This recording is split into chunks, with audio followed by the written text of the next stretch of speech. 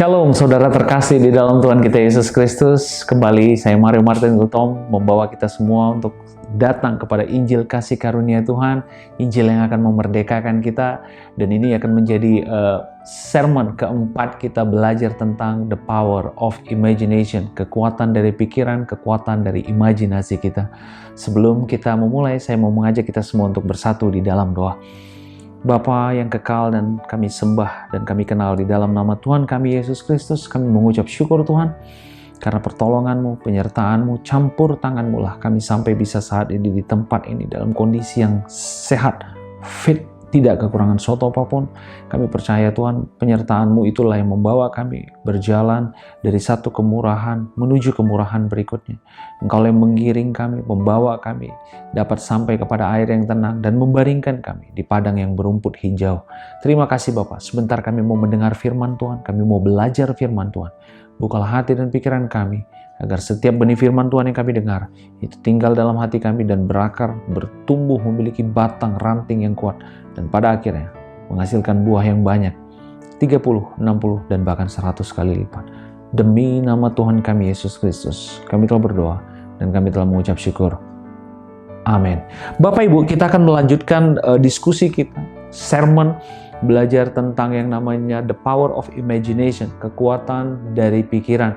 Di sermon-sermon sebelumnya kita sudah belajar bahwa kekuatan imajinasi kita ditentukan juga dengan apa yang ada di dalam ingatan kita.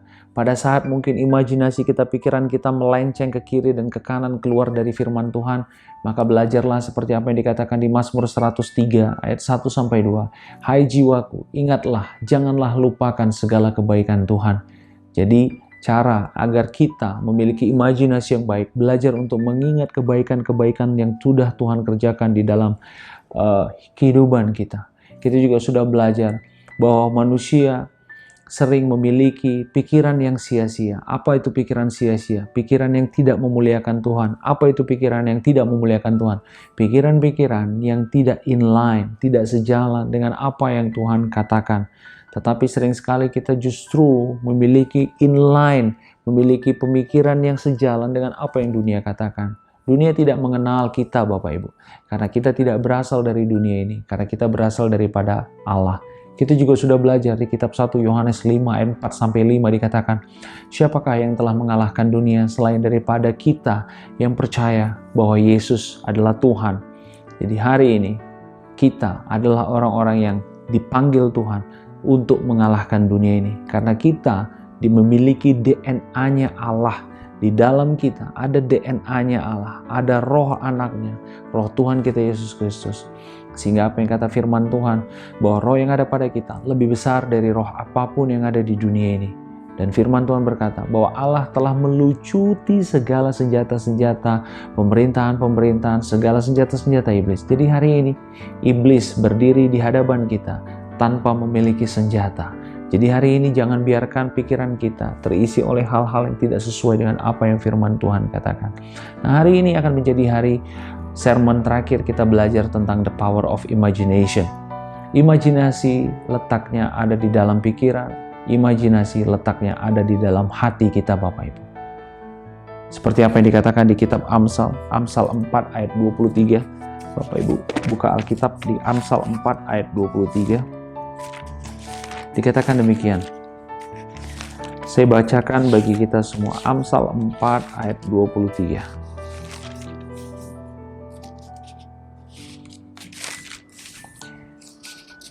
Di Amsal 4 ayat 23 dikatakan demikian. Jagalah hatimu dengan segala kewaspadaan, karena dari situlah terpancar kehidupan. Kehidupan seperti apa yang saat ini engkau dan aku lihat Bapak Ibu?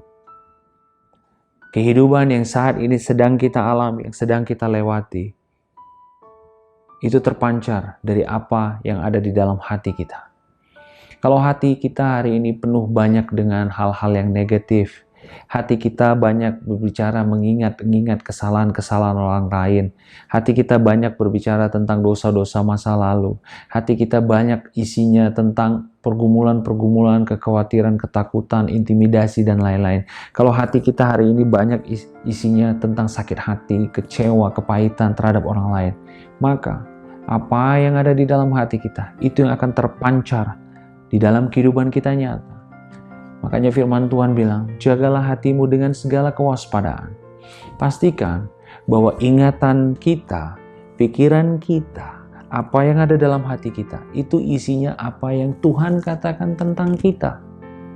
Kalau di dalam hati kita lebih banyak isinya adalah apa yang orang lain katakan, apa yang medical record kita katakan, maka itu akan terpancar di dalam kehidupan kita. Makanya orang-orang yang banyak mengetahui tentang sakit penyakit, banyak mengetahui tentang virus, banyak mengetahui tentang hal-hal yang negatif di dunia itu akan terpancar di dalam kehidupan. Terpancar melalui apa? Terpancar melalui ide-idenya, terpancar melalui perkataannya. Ide-ide, pikiran-pikiran, inisiatif-inisiatif yang dilakukannya itu akan meriver, mengacu kepada apa yang ada di dalam hati kita. Allah ingin Bapak Ibu, engkau dan aku menjadi orang-orang yang extraordinary, orang-orang yang di atas rata-rata, tampil sebagai pemenang, orang-orang yang hebat, orang-orang yang dapat menang atas badai ini. Caranya apa? Menjaga hati kita dengan segala kewaspadaan, karena dari situ terpancar yang namanya kehidupan. Jadi kalau hari ini justru kita tidak banyak mengalami yang namanya kehidupan, itu lebih karena hati kita, pikiran kita, imajinasi kita sangat banyak berisi tentang hal-hal yang tidak sifatnya kehidupan. Kita buka Alkitab kita kembali Bapak Ibu. 2 Korintus 4 ayat 18. 2 Korintus 4 ayat 18. Di kitab 2 Korintus 4 ayat 18 dikatakan demikian.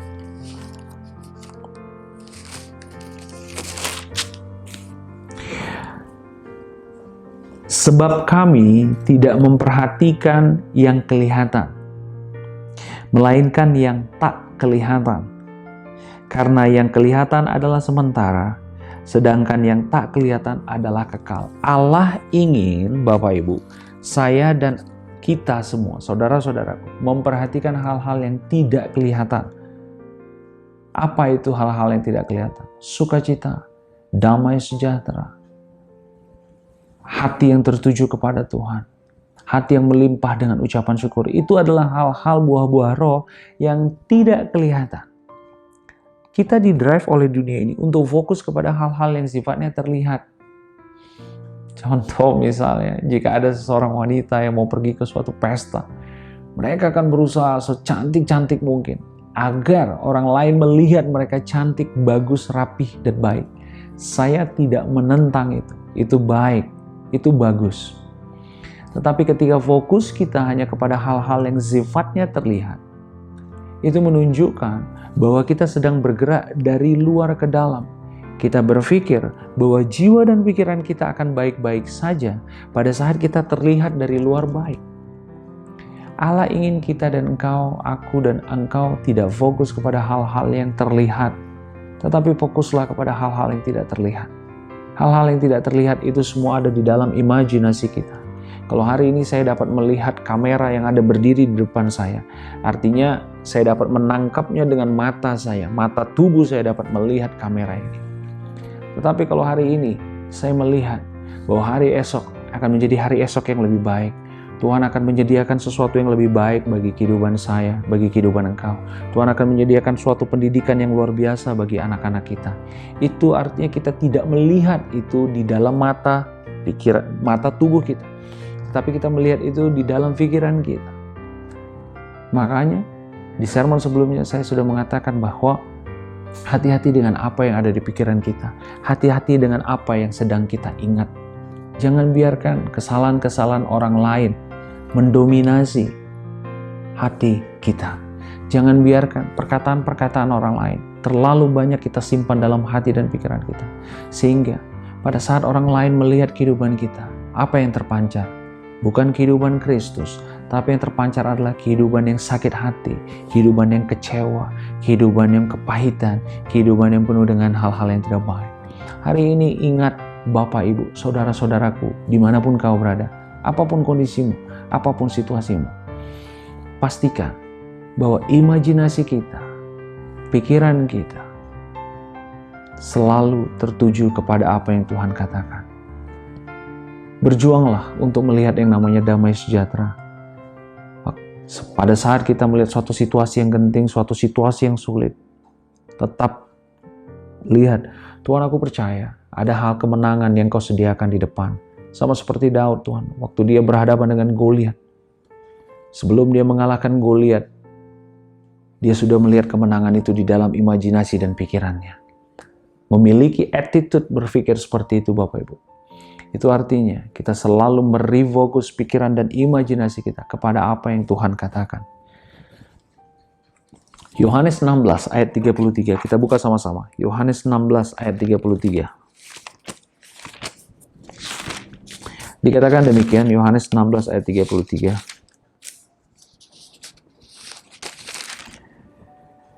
Semuanya itu kukatakan, ini adalah statementnya Yesus, semuanya itu kukatakan kepadamu, kepada murid-murid. Kalau teman-teman nanti membacanya, dikatakan, semuanya itu kukatakan kepadamu supaya kamu beroleh damai sejahtera dalam aku. Dalam dunia kamu menderita penganiayaan, tetapi kuatkanlah hatimu, aku telah mengalahkan dunia. Yes, ada garansi, ada jaminan, ada kepastian yang Tuhan berikan kepada kita Bapak Ibu. Karena Tuhan telah mengalahkan dunia. Hari ini, biarkan imajinasi kita, pikiran kita menang. Jangan biarkan imajinasi kita, pikiran kita dikalahkan oleh apa yang dunia katakan. Di sermon sebelumnya saya sudah mengatakan, battlefield-nya, medan pertempurannya, terletak di antara kedua telinga kita. Saya ulangi sekali lagi. Battlefield-nya kita terletak di antara dua telinga kita. Yaitu apa? Ada di dalam pikiran kita. Jika kita tidak menang di dalam pikiran kita, maka di dalam realitanya, pasti kita tidak menang. Saya memiliki satu kebiasaan sebelum saya memulai meeting pekerjaan sebagai dunia profesional. Sebelum meeting saya selalu memiliki satu attitude berpikir bahwa meeting ini pasti akan berhasil dengan baik. Meeting ini akan berhasil menghasilkan ide-ide yang baik. Dan saya melihat meeting ini akan menjadi meeting yang dimana orang-orang dapat mengeluarkan ide-ide yang baik. Bahwa di tengah-tengah meeting ada konflik. Di tengah-tengah meeting ada kepentingan sepertinya. Yes, tetapi tetap fokus. Tetap memiliki imajinasi yang benar, tetap memiliki pemikiran yang benar, bahwa meeting ini akan tetap berjalan dengan baik. Dan aku percaya Tuhan akan memakai mulutku, dan ide-ide yang kusampaikan adalah ide-ide yang berdasarkan apa yang Tuhan sampaikan. Dan pada saat itu, saya sudah melihat kemenangan itu, walaupun meetingnya belum terjadi. Sama seperti seorang sales ketika dia jualan. Mungkin beberapa di antara kita ada yang sebagai orang sales, waktu berjualan, mungkin kita melakukan jualan door to door. Kita melakukan jualan dari pintu ke pintu, dari satu toko ke toko lain. Kita harus dapat melihat dulu bahwa orang yang kita kunjungi akan mau membeli produk kita. Jika kita tidak dapat melihat itu terjadi di dalam pikiran kita, maka sulit kita dapat melihat itu terjadi di dalam realitanya. Kan benar kan? Gue udah yakin proposal gue pasti ditolak. Gue udah yakin, sering kita demikian Bapak Ibu. Gue udah yakin banget, bos gue marah sama gue. Udah bilang, dia mah udah tendensinya gak baik sama gue. Gue udah yakin banget, semua proposal yang gue bikin, kan udah gue bilang kemarin sama lo kan. Dia gak suka lihat gue, lihat nih, ide-ide kita ditolak semua. Ide-idemu ditolak. Bukan karena ide kita jelek Bapak Ibu. Tetapi karena sebelumnya, kita sudah melihat ide-ide itu ditolak. Saya berdoa bagi Bapak, Ibu, dan Engkau dimanapun Engkau berada, Bapak Ibu. Sebelum kita dapat melihat di dalam realitanya tubuh kita sehat, kita harus melihat dulu di dalam imajinasi kita, di dalam pikiran kita, bahwa kita sehat.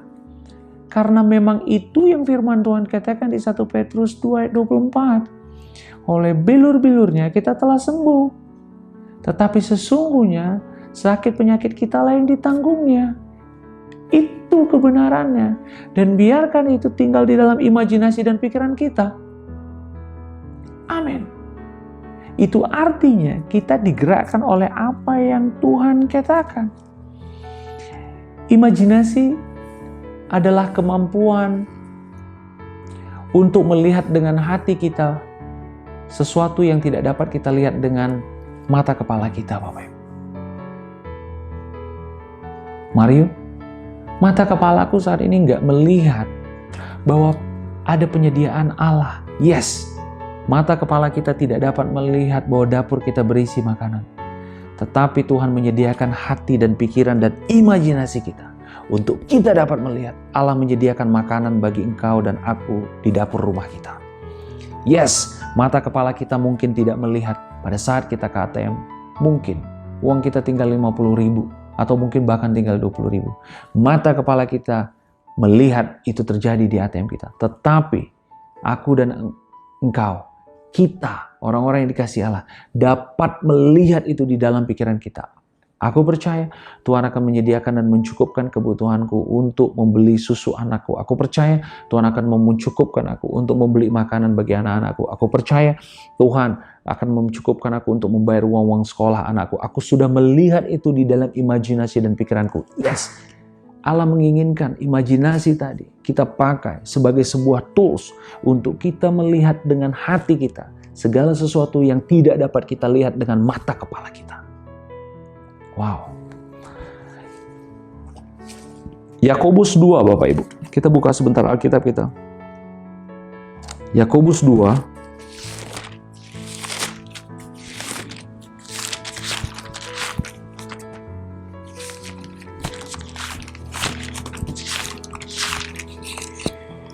Dikatakan demikian di Yakobus 2 ayat 17 sampai 18.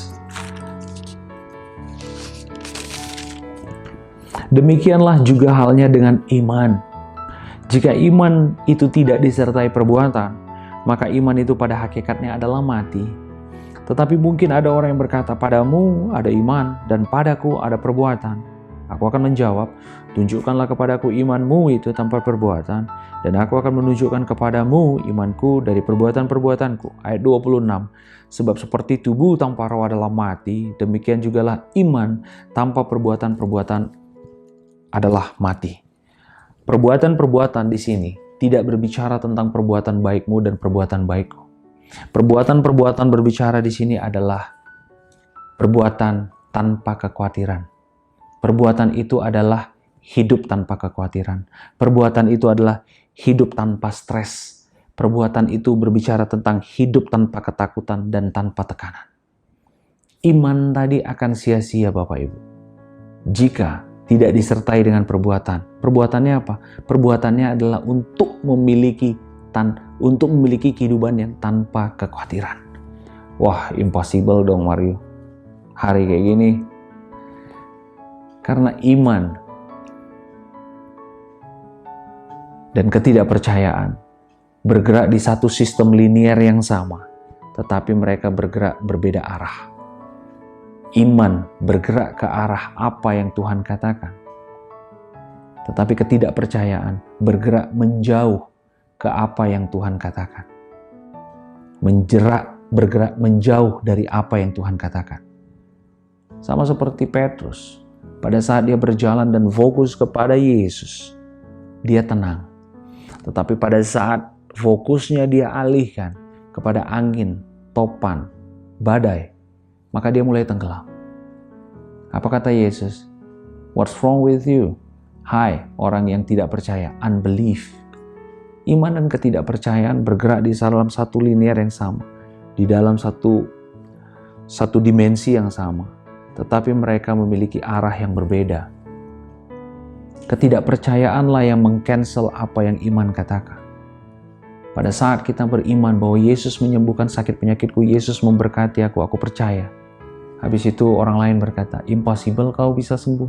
Impossible Tuhan akan memakai, karena kita ini nggak S3, kita nggak S2, jadi kita nggak mungkin dapatkan top level di company ini. Ketidakpercayaan itu yang dapat membatalkan iman. Nah, memiliki iman dengan perbuatan. Apa perbuatannya? Perbuatannya adalah tanpa stres, tanpa khawatir. Saya tidak mengatakan bahwa oke, jadi bagaimana free stress, Mario? Bagaimana free worry? Alihkan fokus kita.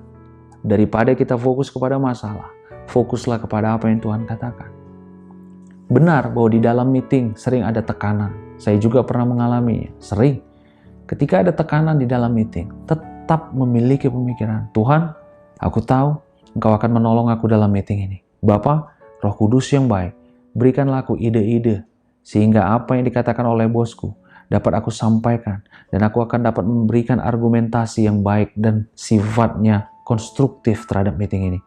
Dalam nama Tuhan Yesus Kristus, aku tenang dan aku baik-baik saja. Dalam nama Yesus. Yes. Makanya firman Tuhan berkata di 1 Petrus 5, serahkanlah segala kekhawatiranmu kepada Tuhan, sebab Ia yang memelihara engkau. Hari ini Bapak Ibu, pada saat kita menyerahkan kekhawatiran kita kepada Tuhan, akan terjadi yang namanya exchange, akan terjadi yang namanya pertukaran. Maka penyertaan Tuhan, pemeliharaan Tuhan akan Dia berikan kepada kita pada saat kita memberikan kekhawatiran dari kepada kita. Saya keluar sedikit dari apa yang kita diskusikan malam ini. Sering sekali kita ngerasa bahwa ketika kita memegang kekhawatiran itu akan menjadi hal yang baik. Salah Bapak Ibu. Kita tidak didesain Allah untuk memegang masalah. Kita tidak didesain Allah untuk menanggung beban. Oleh karena itu Tuhan Yesus berkata, marilah semua kepadaku yang letih lesu dan berbeban berat. Allah tahu.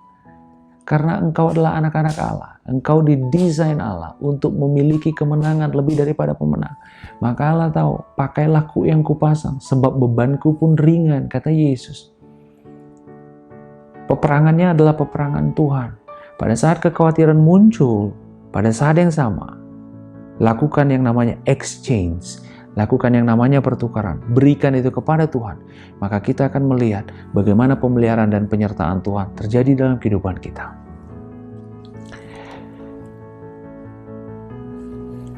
Ibrani 6 ayat 19. Kita buka sama-sama. Ibrani 6 ayat 19. Ibrani 6 ayat 19 dikatakan demikian, Bapak Ibu. Pengharapan itu adalah sauh yang kuat dan aman bagi jiwa kita yang telah dilabuhkan sampai ke belakang tabir. Saya ingin kita fokus kepada kata-kata sauh yang kuat. Sauh yang kuat, setiap kapal yang besar, kapal yang kuat, pasti memiliki sauh yang kuat. Pengharapan itu sama dengan imajinasi yang positif, Bapak Ibu. Apa ada di antara kita yang pernah aku mengharapkan besok pagi aku bangun dan aku sakit. Aku berharap besok pagi ketika aku bangun, pada saat aku cek di mobile bankingku, duitku hilang semua. Aku berharap besok ketika aku bangun, sekolah anakku nelpon bilang bahwa anakku tidak naik kelas. Tentu tidak ada satupun di antara kita yang memiliki pengharapan seperti itu, benar? Pengharapan itu adalah imajinasi yang positif. Miliki tetap pengharapan. Situasinya sekarang benar, mungkin sedang sulit. Tetapi memiliki imajinasi yang baik, imajinasi positif. Itu sama seperti kita memiliki pengharapan ada hari esok yang lebih baik. Hari ini ketika kita mau tidur, kita berharap besok pagi pasti akan menjadi hari yang lebih baik. Sayangnya, banyak sekali orang percaya sebelum dia tidur, yang dia bayangkan, aduh besok pagi kayak gue stres nih. Besok pagi kayak capek banget nih gue nih. Besok pagi kayaknya nggak mungkin nih meeting gue pagi 3, siang 1. Aduh kayaknya gue hectic banget besok. Be careful dengan our imagination Bapak Ibu. Gunakan energi yang sama dengan arah yang berbeda. Sebelum kita tidur, aku melihat meetingku besok jam 1 siang berhasil. Owner dari grup ini akan happy dengan apa yang kusampaikan. Dan diskusi itu akan penuh dengan ide-ide yang baik.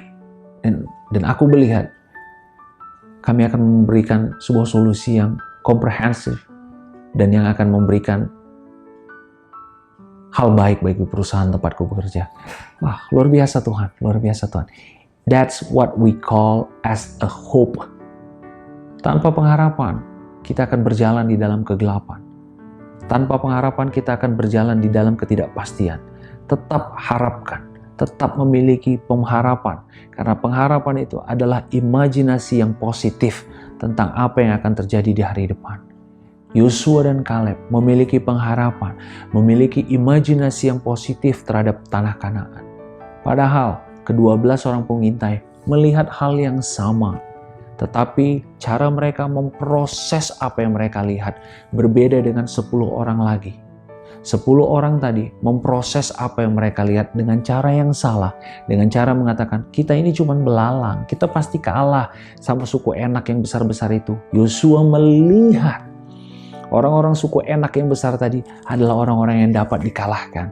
Yosua dan Kaleb melihat buah anggurnya yang besar itu begitu nikmat. Tetapi 10 orang pengintai tadi melihat dan berharap bahwa mereka belalang dan mereka akan dikalahkan. Itu yang membedakannya. Sama seperti Daud. Dia memiliki pengharapan, imajinasi yang positif pada saat dia melihat Goliat. Goliat dikatakan tingginya hampir 3 meter Bapak Ibu, sekitar 2,8 meter. Dan Daud dikatakan firman Tuhan, pipinya kemerah-merahan, masih begitu belia, mungkin umurnya 17 tahun. Berhadapan dengan orang yang sudah aral melintang di dunia pertempuran. Tetapi Daud memiliki suatu pengharapan, suatu imajinasi yang positif. I can handle this person. Aku dapat mengalahkan dia. Miliki pengharapan tadi Bapak Ibu. Karena pengharapan itu adalah imajinasi positif tentang apa yang Tuhan katakan di dalam kehidupanmu dan kehidupanku. Yes, saya Mario Martin Gultom berhenti berbicara hari ini. Selesailah kita sudah belajar tentang the power of imagination. Kekuatan dari imajinasi dan pikiran kita. Saya berharap jika engkau tetap ingin mereview, menonton lagi dari sermon pertama sampai sermon yang keempat, sampaikan kabar baik ini. Dan saya percaya firman Tuhan kekal. Firman Tuhan itu baik. Itulah yang akan membuat imajinasi kita tetap tertuju kepada Dia. Karena kita percaya bahwa pengharapan itu adalah imajinasi positif dari apa yang ingin kita lihat, apa yang kita harapkan terjadi di masa yang akan datang. Sebelum menutup ini, saya mau mengajak kita semua untuk bersatu di dalam doa. Bapa yang kekal dan Bapa yang kami sembah, di dalam nama Tuhan kami Yesus Kristus, kami mengucap syukur Tuhan atas kasih, kebaikan dan kemurahan-Mu. Karena Engkau begitu mengasihi kami, Engkau begitu menyayangi kami. Tuhan, pengharapan kami, imajinasi kami serahkan ke dalam tangan-Mu. Biarlah kami tetap berjalan dari satu pengharapan ke pengharapan berikutnya. Kami belajar untuk berjalan dari satu pemikiran dan imajinasi yang baik tentang apa yang Kau katakan dalam kehidupan kami. Kami percaya Tuhan, selama kami mengucap syukur, selama kami tetap memfokuskan diri kami kepada Yesus Kristus, Tuhan dan Juru Selamat kami. Dan pada saat itu juga, imajinasi kami tetap terjaga, tetap baik, dan kami percaya semuanya itu akan terpancar di dalam kehidupan kami. Terima kasih Tuhan dan terima kasih. Demi nama Tuhan kami Yesus Kristus, kami telah berdoa dan kami telah mengucap syukur. Amin. Saya Mario Martin Gultom berhenti berbicara Bapak Ibu. Kita bertemu lagi di sermon selanjutnya. Ingat, the power of imagination. Allah telah memberikan satu tools. Allah telah memberikan satu senjata kepada Bapak Ibu, saudara-saudaraku, yaitu pikiran. Gunakan pikiran tadi. Gunakan imajinasi tadi sebaik-baiknya. Letakkan firman Tuhan sebanyak-banyak di dalam imajinasi dan pikiran kita. Dan biarkan benih-benih imajinasi pikiran tadi tinggal dalam hati dan pikiran kita. Dan Bapak Ibu, saudara-saudaraku, kita akan melihat benih-benih tadi memiliki akar, batang yang kuat, ranting yang kuat, cabang yang kuat, dan pada akhirnya akan menghasilkan buah-buah dan tetap tinggal di dalam pengharapan di dalam Yesus Kristus. Tuhan Yesus mengasihi engkau, Tuhan Yesus memberkati engkau. God bless you and see you.